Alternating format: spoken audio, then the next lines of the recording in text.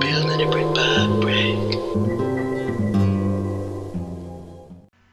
We struggle to identify the root cause of this ideological shift. When did we become not a government of the people, for the people, and by the people? When did we become an oligarchy? Even though we can't put our finger completely on what it really is that needs to be fixed, because the actual cause of what we are living with today in this society, the it, has been deliberately invisible by politicians and policymakers and corporate interests who know that the end goal is to make as much money as possible off of as many of us as possible. They've done that by design. Would you want to know what it is? Knowing that it's worse, would you want to understand it? Because sometimes, even though it's a blessing on one hand to be woke, to understand the truth and to know the game behind the game, it's also an incredible burden. And that cancer that is attacking the American body, the American society, the American middle class citizen, the American working class citizen, the American poor citizen, that cancer is neoliberalism.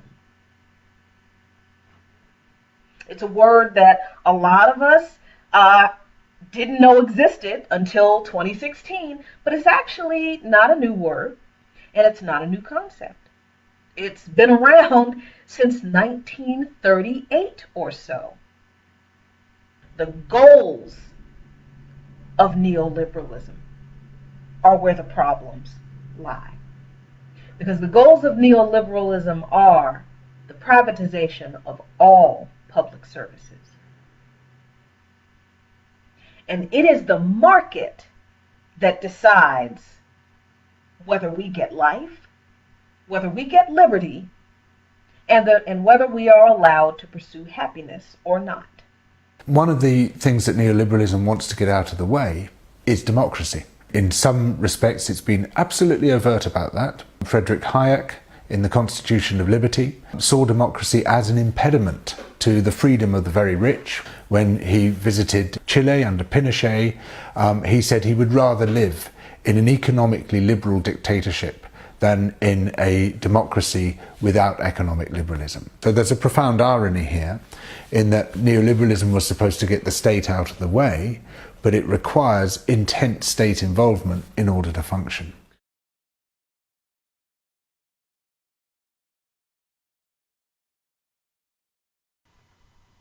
And the interesting thing is that neoliberalism is also nothing more than modern day colonialism. But here's the truth of the matter.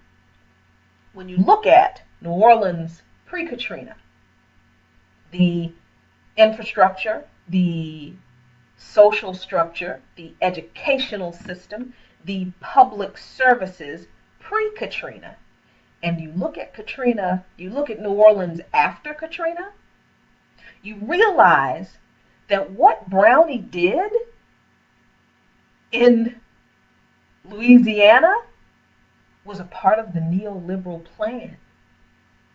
I'm going to talk about the inherent immorality of neoliberalism. It's not just a benign ideology. It is inherently evil. And why it is devoid of any semblance of decency and humanity. And I'm going to talk about how its adherents know this. The adherents and the followers and the progenitors of neoliberalism know it is inherently evil. They know it is anti-human.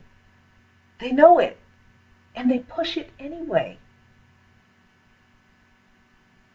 And we're going to see how all of it fits in together to explain the United States of America 2017.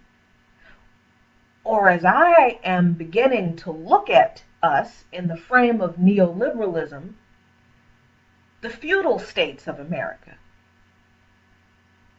Because that's what we're becoming. Because that is what neoliberalism wants us to become. Join me next week, Wednesday at 9 p.m.